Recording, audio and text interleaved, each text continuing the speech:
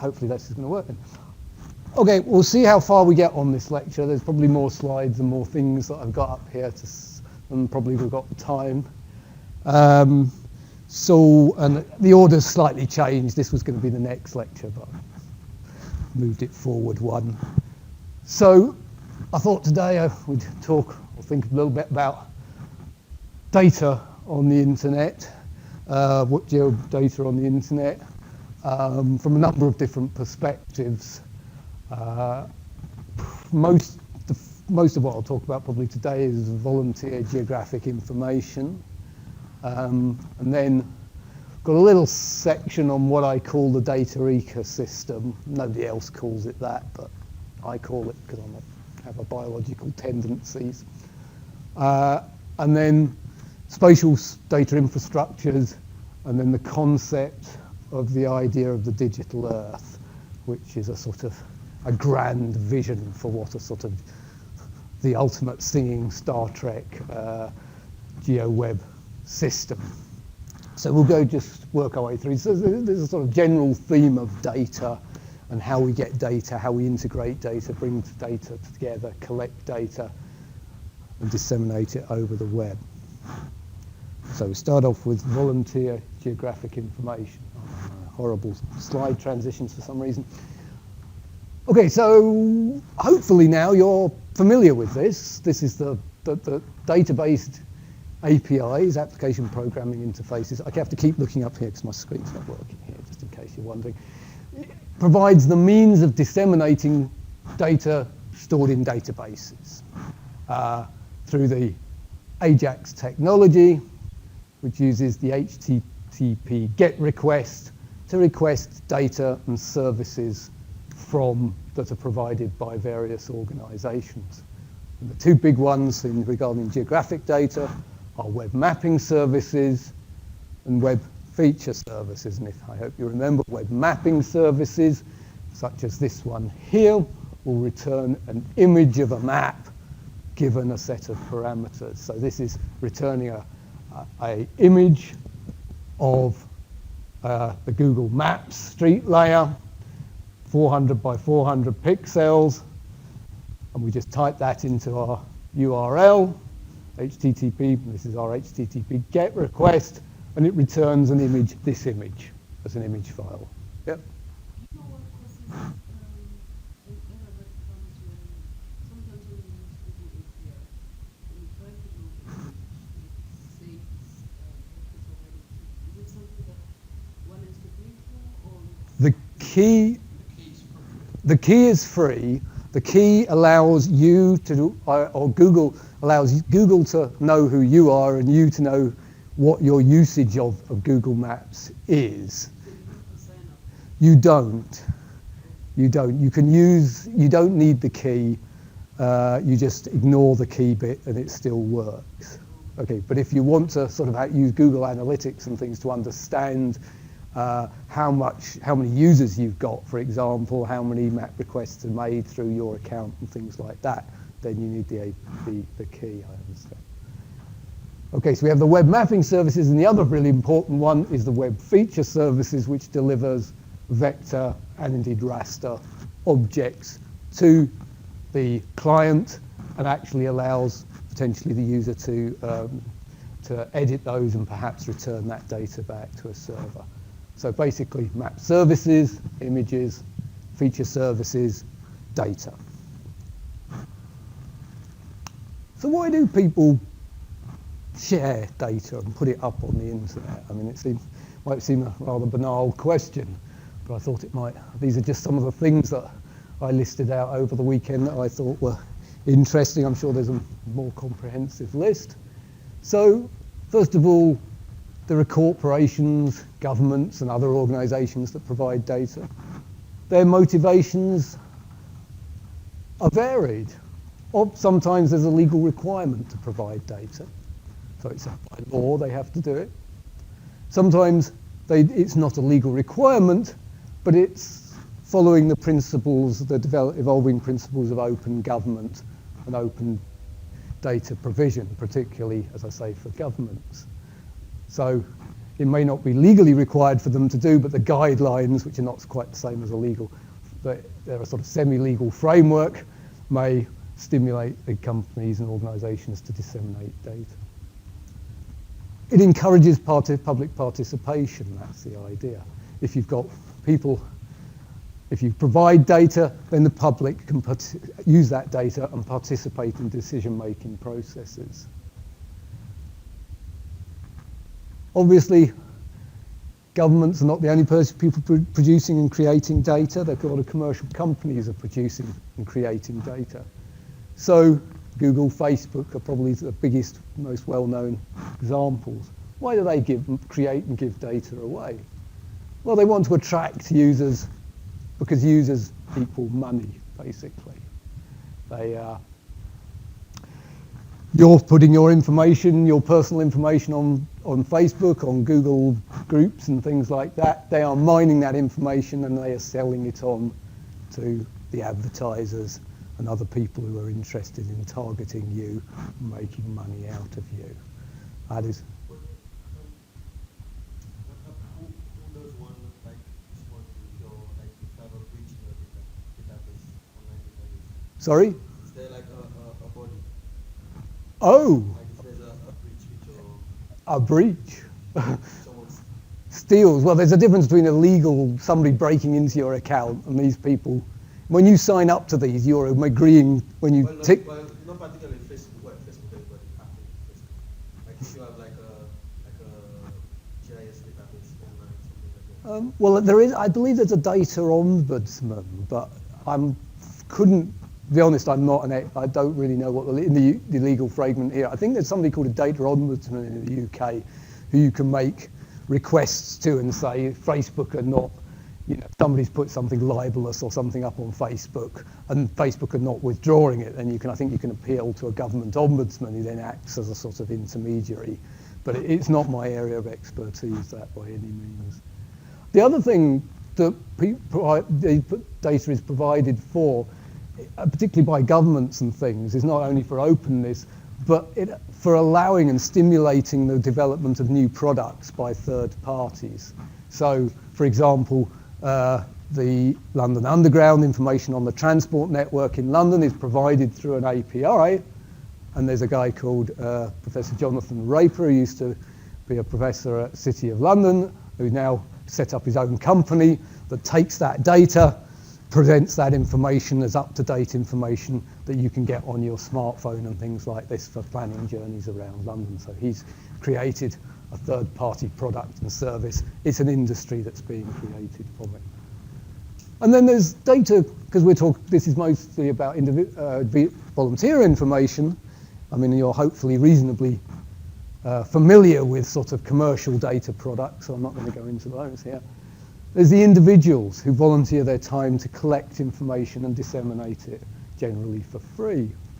So what are their motivations? Well, practical motivations.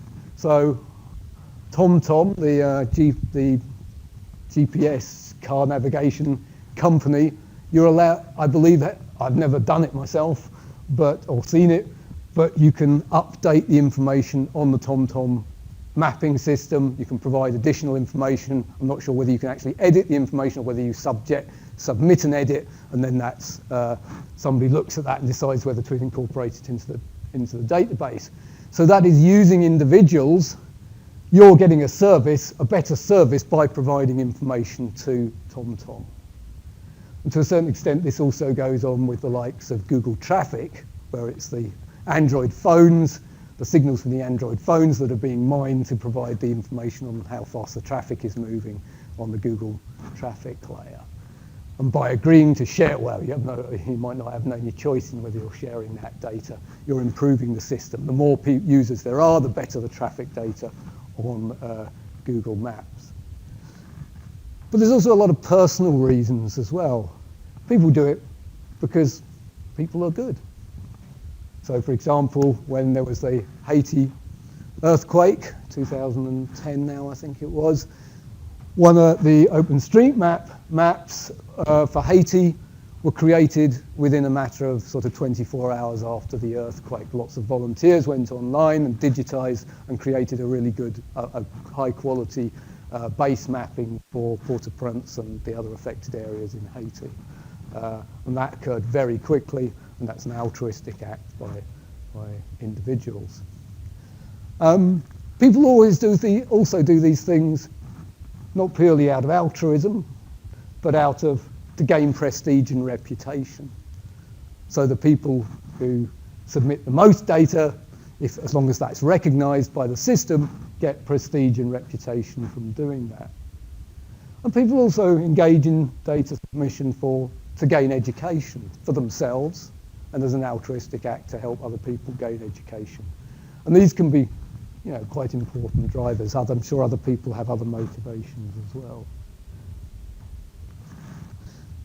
So this area, the area of volunteer geographic information and of individuals collecting data, either within an organized sort of group or as individuals themselves, is an area that seems to have an awful lot of definitions.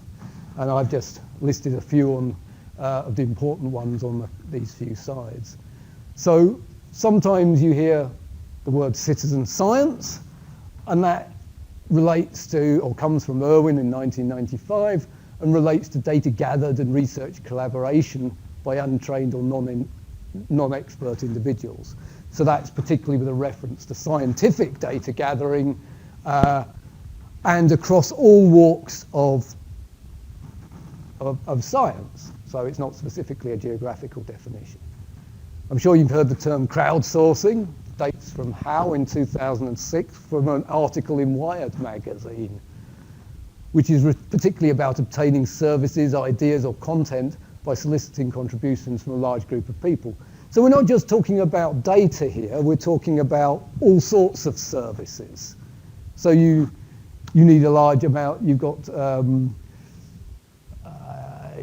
some sort of job that needs doing, you maybe even be involved sort of coding, writing code. You can outsource that. The crowd members of the crowd will take your challenge up, maybe for monetary submission. There's various sites, I think, that are where you actually pay people for their work, or they might actually volunteer to get involved in it. There's the term citizens as sensors. Comes from Goodchild, 2007, which is basically about individuals using mobile and communication technologies to enhance data capture, volunteer data capture around the country. So if you've got a mobile phone, smartphone, you can run the app, you can take a photograph, you automatically get the coordinates available, you can automatically upload that data to the central server within seconds. It reduces the overheads on the individual capturing the data. They no longer have to take the photograph, go home, download it onto their PC, get the coordinates off their handheld PC. It's all done quickly, smoothly, and with minimum hassle. Goodchild is also responsible for the term volunteer in geographical information, which unsurprisingly is geospatial data captured by volunteers. There's also the term neogeography, which is a bit of a slippery contender, I think, but defined by Turner as geographical techniques and tools used for personal activities by non-expert group of users, not formal or analytical. Or as Sui puts it, geography without geographers. So this is the idea that no longer do you need a professional geographer to undertake these actions. It's now, the technologies are now accessible to members of the public without recourse to us experts or experts to be. So, whereas before with VGI, it's very much, and citizen science, it's scientists using members of the public, citizens, to undertake tasks that they would like to be done. This is individuals doing what they like, basically, with the technologies. We've lost control of the technologies, which is probably a good thing. Another term you may come across is prod users, which are users who both create and use data. So they're not just producers of data or users of data. The users are producing the data. They're producing the data because they are users. There's also the joyous public participation GIS, which is more to do with sort of e-government, systems that promote the understanding between citizens and government. And these ones, which I gave up at this point, getting the actual definitions, if you can look them up, but I suspect they're all flavors of the same thing. Participatory GIS, collaborative GIS, community integrated GIS. You can look at the names and you can imagine the definitions yourselves, but do look them up. Okay, so VGI is increasingly important, unsurprisingly. It's not really a great surprise here. So this is from Caitlin Grove's 2012 number, and it's particularly related to scientific publications. And we can see that there's what appears to be a roughly exponential growth in the number of papers published that use volunteer geographical information. This drop-off at the end doesn't, I suspect, represent disenchantment with VGI data. Basically, we explore. It wasn't like during the 2000s we were exploring what VGI data was useful for, and then in 2010 we realized it wasn't very good, so we stopped doing it. It simply represents the delay in publications being made. So this is, if we look now, this 2012 would probably be a bit higher. That's my guess on the reduction of that. So it's an increasingly important in the scientific area. So what do we use volunteers and volunteer data? Why do we bother? Well, what are the advantages? Well, it's got the potential to collect large amounts of data over large geographic areas very quickly. You'd have to have a huge amount of funds to be able to collect, for example, the data required for, or the base data for the Haiti earthquake, especially after the event. You've got to have a large logistical team to undertake it. So by using volunteers, you can, if you can get the system sorted correctly, collect large amounts of data over large areas quite quickly. It's cheap. And the other aspect, so that's getting the data. That's about the aspect of all the data is so interesting. But there's also a very strong component of public participation in VGI data. So there's a strong element of education. Particular projects are set up almost primarily as educational exercises. It gets people using GPS, it gets people out into the landscape thinking about what they're doing. So there's well, we'll see it in a minute. There's an example of something called Opal, which was about biological recording, encouraging biological recording among the general public, but it was also a thing that was brought into a lot of schools. So the schools would get involved, the children in the classes would get involved. Another advantage of VGI data, and one of its real benefits, is local knowledge. You've got people who live in the area, who might have lived there all their lives, collecting information that is simply not known to experts, tucked up away in the Ordnance Survey or survey companies elsewhere in the country. You know, what is the local name for that hill or that wood or that path or something like that? That kind of information is often not, it's only that you can gain it through living in a place and exploring the place and talking to people. Vernacular terms, local terms, for example. Rights of way, not rights of way, but footpaths that you can go down that aren't rights of way and therefore aren't depicted on Ordnance Survey maps. Where are all the holes in the fence that the school children use for a quick shortcut home? These kinds of information are not available and are not collected by large organisations. But clearly those are some nice advantages, but what are some, it's not all wonderful. You need clearly an infrastructure to a computer infrastructure, a software infrastructure. You need to establish it to have people submit their data, to be able people to interact with your system and submit their data. One of the biggest problems, it seems to be perceived problems, is quality. Because you basically don't control and employ the people, they're volunteers. It's kind of difficult, it's often difficult to impose standards on the data collection. You've got everyone from novices who've just never done this kind of stuff before, who are there to learn, to people who are perhaps retired and have spent their whole lives in that area doing things and are expert, what we can say is expert users. They're still volunteering, but they're experts in a particular area. So it's kind of difficult to tell exactly people what to do sometimes. There are problems potentially with the accuracy of the data, and quite often you get a patchy spatial coverage. People go where they want to go to collect data. So I believe OpenStreetMap has a problem in particularly deprived areas and areas, council estates and things like this. The middle class who do most of the data capture don't exactly like spending their weekends in council estates.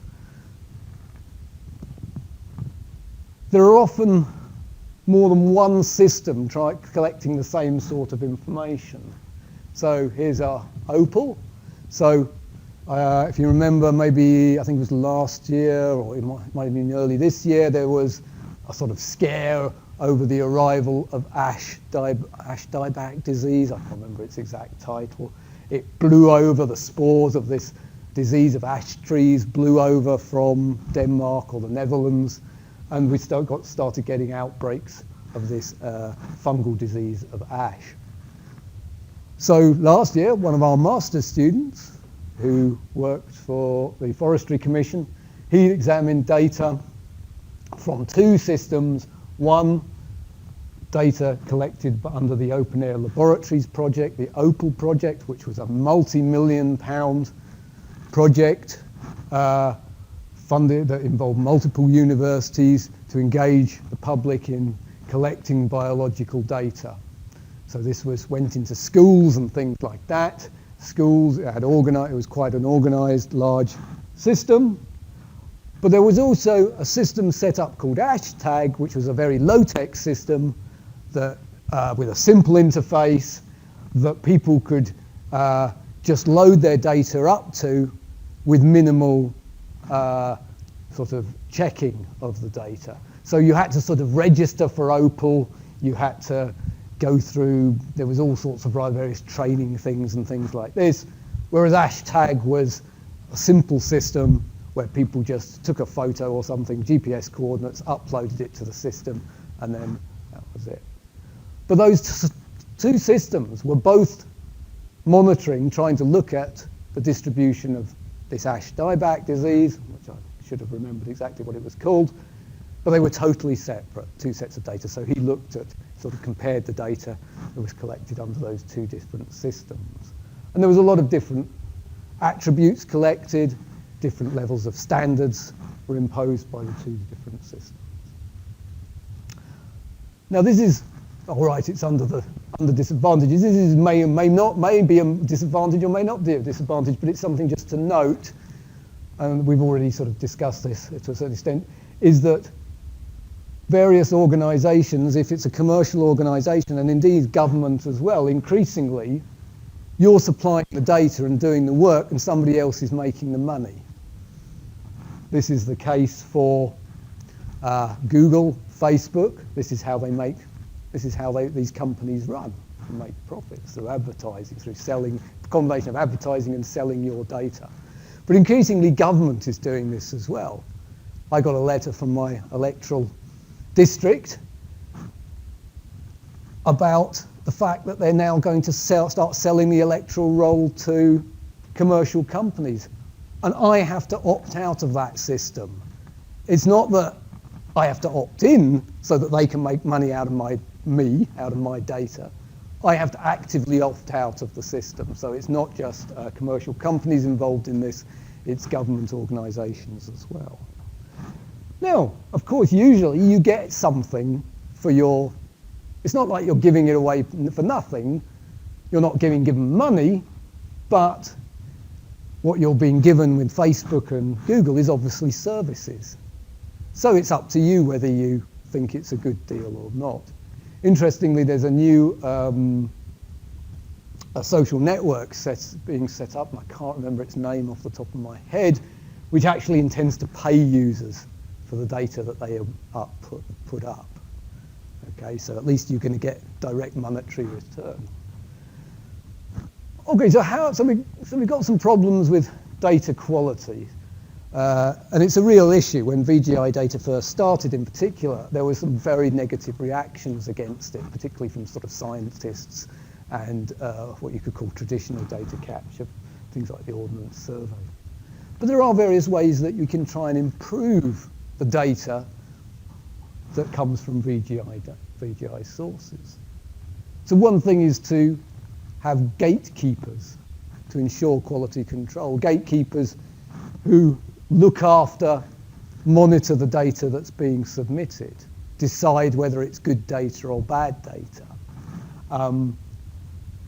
And this works well for small systems with not huge amounts of data where you've got dedicated gatekeepers who are prepared to put the time and effort into this. But it's obviously potentially a labor-intensive activity. And it's just simply not possible for large systems that are where you have no control over the data being submitted yourself. So, example, you're mining photographs from Flickr. You have no control over Flickr, how Flickr controls its uploads photographs, who uploads photographs to Flickr, how they're tagged. You have no control over that at all. So gatekeepers in that criteria are of no use. But with something like Opal or Hashtag, which is a dedicated system, if you've got the resources, you can have people who monitor the quality of the data as it's uploaded. You can undertake, unsurprisingly, a quality assessment, and we'll see, I'll run through a quick example of quality assessment of OpenStreetMap in a minute. So in that case, OpenStreetMap is compared to a higher resolution or a data set with a known level of accuracy, in this case, it's compared to Ordnance Survey data. You can undergo various types of machine filtering. I mean, sometimes we're talking gigabytes, millions and millions of records here. You cannot manually go through all these.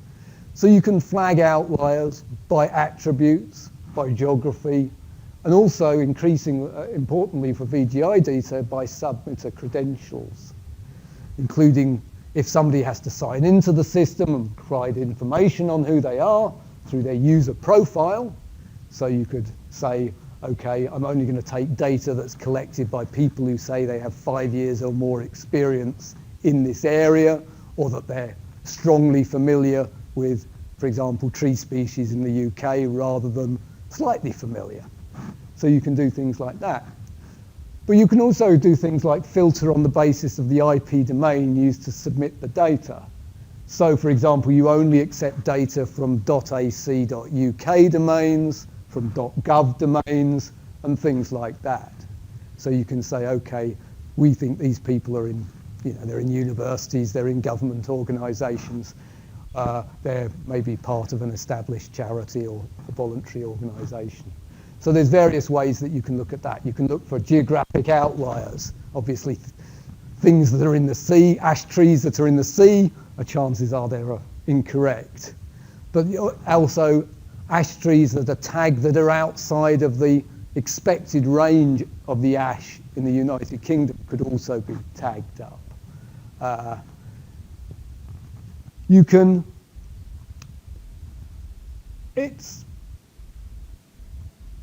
do those to assess the quality and filter out bad records or potentially bad records.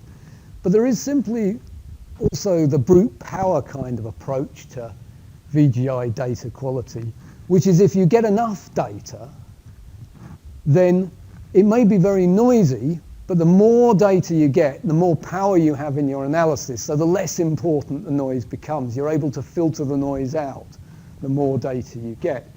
So rather than spending your time worrying about the details of the data in its minutity, you take a statistical approach on a large volume of data, and with luck, the signal should remain in there despite the fact that you've got a large amount of noise. There are also things that you can do to how you design the project, your VGI project, and how it's presented.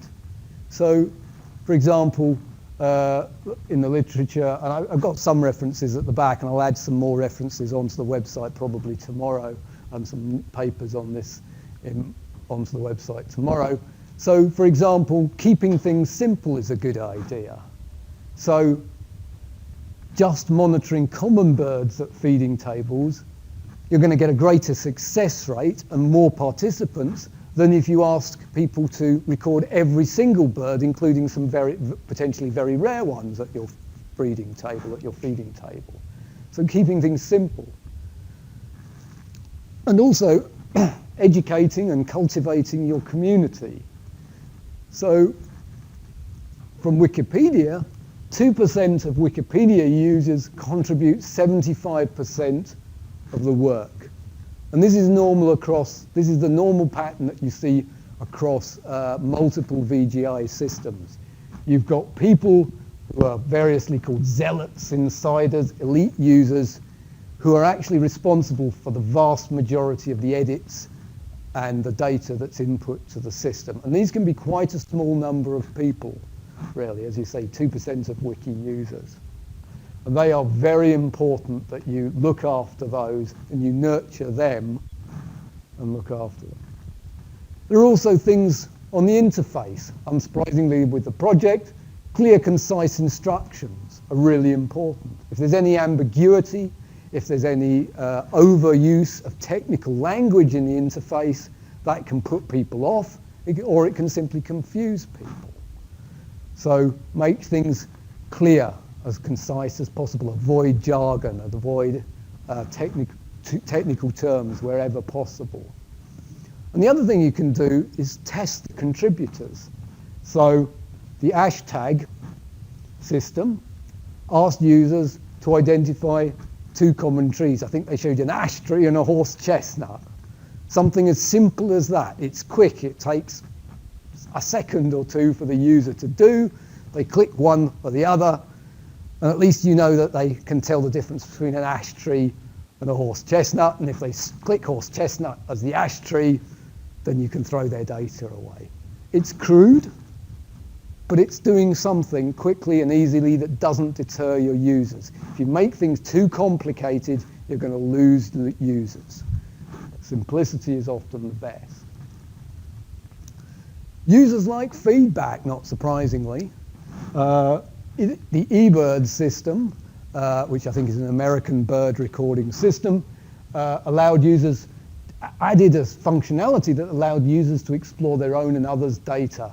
And by doing that, of course there's cause and correlation, whether this actually caused the effect or not would be a cause of investigation, resulted in a tripling of the number of submitters. So once they'd updated the interface and allowed users to explore the data that they input and other people input, this is prestige, this is reputation.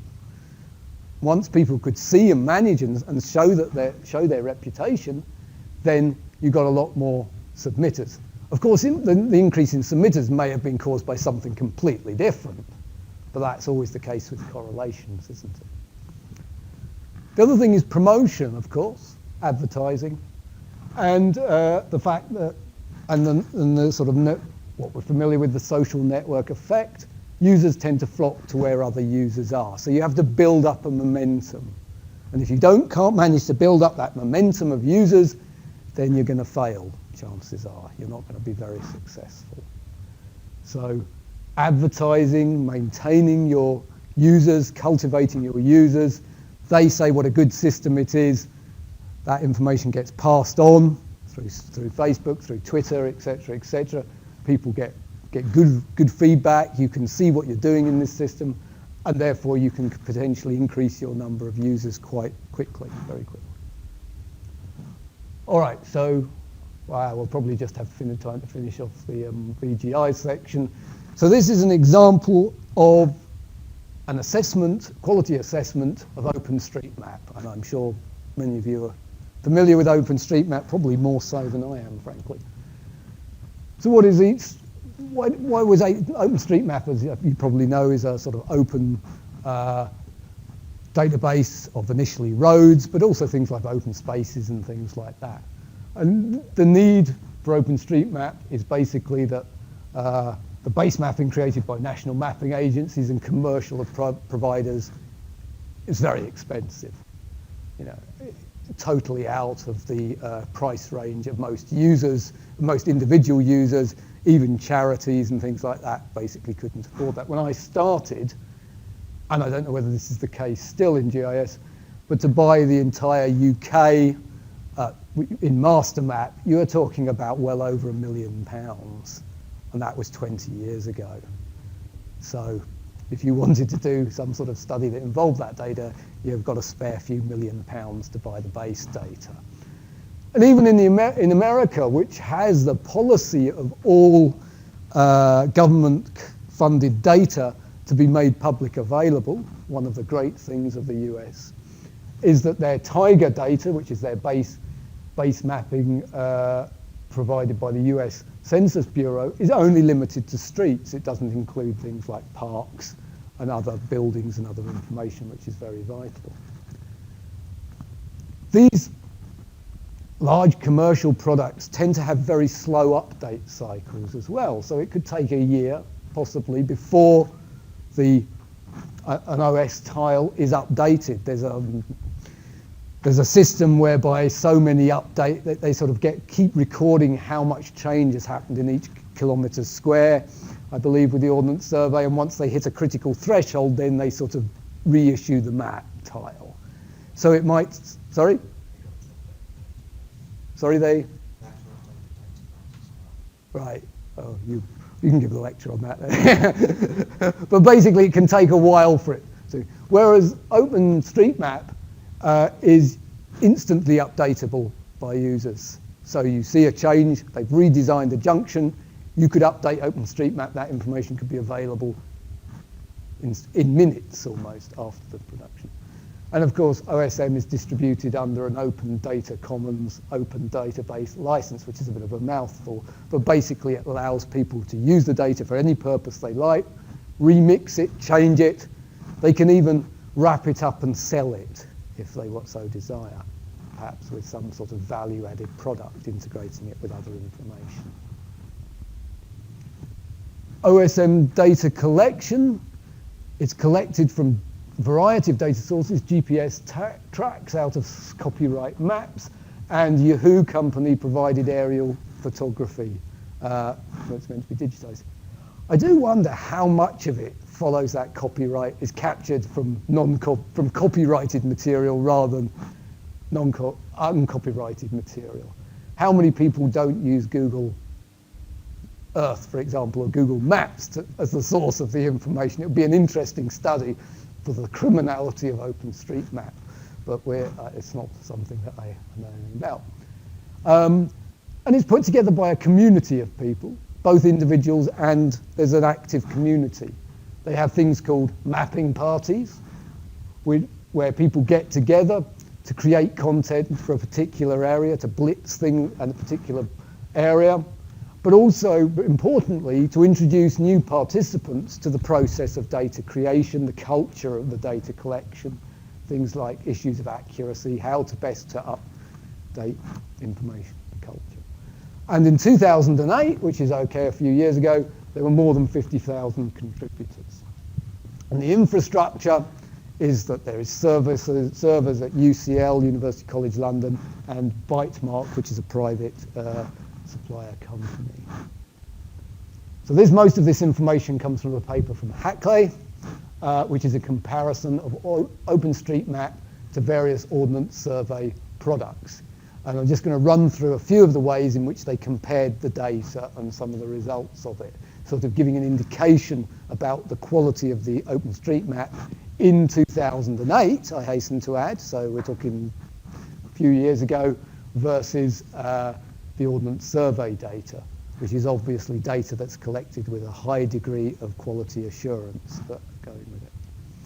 So one of the things they looked at, there was the positional accuracy of motorways, and they did that by producing a 20-meter buffer around the Ordnance Survey meridian data set, which is roughly comparable in scale to the OpenStreetMap. OpenStreetMap doesn't, what the scale of OpenStreetMap is difficult to say, but it's roughly between 1 to 10,000 and 1 to 25,000. Because it's collected in different ways, there is no one single sort of standard scale for it. And then they measured what percentage of the OpenStreetMap motorway line was within a 20-meter buffer of the meridian. And as we can see, it varies between 87% of the M1 down as low, potentially we've got as 50, the M2 look is particularly bad, 59%. 60%. Sorry? I'm not an expert. I haven't been down the M2 for 30 years probably. So, yeah, so you can see there is quite a bit of regional variation, but it's 70 to 80% within 20 meters. Does that matter? Well, it all depends on what you want to use the data for, basically. Is it fit for purpose? They also did a visual comparison between OpenStreetMap and 5 1 to 10,000 raster tiles OS data in the London area. And they measured the difference at 100 points in each tile between the OpenStreetMap and the equivalent location on the raster tiles.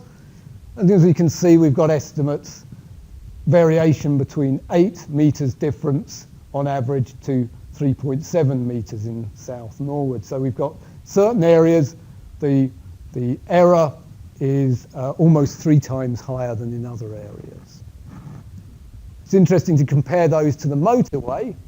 Well, one thing is obviously the different scales of the Ordnance Survey maps, but I'm not quite sure, I'm not quite sure how you map the centre line of a motorway. You probably drive along with a GPS hanging out your car, or your car GPS, depends which lane you're in. There are many potential issues with that. So it seems to have lower variation here within urban area than it is for the motorway lines. But importantly, look at the variation between areas. It can be quite high. And here's the visual overlay of the 100,000. This is for the area of New Cross. And we can see how the lines and the raster maps, differences between the various street centre lines and how they match up to the lines on the raster maps. And they searched through these for completeness. Are all roads in the OpenStreetMap? And we can see that these circles and crosses indicate omissions from the OpenStreetMap that are on the OS tiles. So clearly there are not only issues of accuracy, but there's quite a few actual missing roads within an area as well. So that may vary as well geographically. So it's not complete. And at the scale of the country, this is comparing the, I think it's the length of roads, and I believe it's A and B roads within each kilometre grid square across the United Kingdom, and where the length of the OpenStreetMap is greater than the Ordnance Survey, it's in black, and where it's in white or grey, the light grey, is where there's more roads in the Ordnance Survey map than in the OpenStreetMap. So basically the white and the black are areas where you've got very good coverage from the OpenStreetMap on average, whereas the grey areas are showing where there's relatively poor coverage. Okay, whether that's significantly greater and significantly poorer is another matter, but you can see the concentration of OpenStreetMap in the urban areas, and it's very much less as you get into the rural areas. I suspect most of the UK is probably done now, but you could take this thing and put it somewhere else in the world where the data is not as well developed, and you could see the likely consequences for OpenStreetMap, say in Botswana. Mentioned demography already. So this is the index of multiple deprivation from the Census Bureau. Here, this is highly deprived, I think. This is deprived, and this is the amount or the percentage of the Ordnance Survey data, meridian data, that is matched in the OpenStreetMap, and we can see we get a higher proportion of data in areas with lower deprivation. It's interesting that deprivation, well, this is ordered, that's right. I'm not an expert on deprivation indices, but one indicates the most deprived area in the country, and this is an ordering of the areas. So as this is high deprivation, the most deprived area. These are less deprived areas, and we can see that there's a bias towards richer, less deprived areas. So I think we'll just finish with the summary of VGI, and we'll finish off either the lecture on Friday or next week with the rest of the stuff. So VGI is increasingly an important source of data for both individuals and science. There are real issues with completeness and quality, but there are various ways of dealing with this. So, for example, well, there are various ways of dealing with it. I don't think these should be indented here. So some of the issues are that errors and omissions are not randomly distributed as you would expect in a commercial product like the Ordnance Survey. The Ordnance Survey have a very strict approach to sampling and surveying, and therefore which would result in roughly random errors distributed around the country. But as we've seen there's a rural-urban bias in OpenStreetMap. There's a bias depending on the level of deprivation in an area. And we've got that. They're a very valuable source of local, it can be a very valuable source of local information that is not collected by commercial products. As I've said, things like vernacular street names, but also things that are not deemed worthy to be depicted on street maps. Graffiti art. It's not included, it's a temporal thing, it's not included on mapping agencies, but it's the sort of thing that individuals might map and provide information on. And really important is that participant education may be as important as actually capturing useful data in many studies. That may be the primary function of a VGI project rather than the actual data that it produces. And indeed with Hashtag and the Opal project, at the end of the day, I think about less than 1% of the data captured was actually integrated into the national database of ash disease spread. So despite all the effort that went into it by volunteers, the end result was virtually minimal. So all the headlines about, yes, you can collect vast amounts of data are true. For example, the Haiti maps, a large amount of data was collected in a very short time. But conversely, you might end up with putting in a lot of effort to setting up systems and infrastructure, and at the end of the day, you end up with virtually nothing that is useful at the end of the day for various reasons. All right, I think we'll stop there, and I'll finish the lecture either next week or possibly Friday. Okay.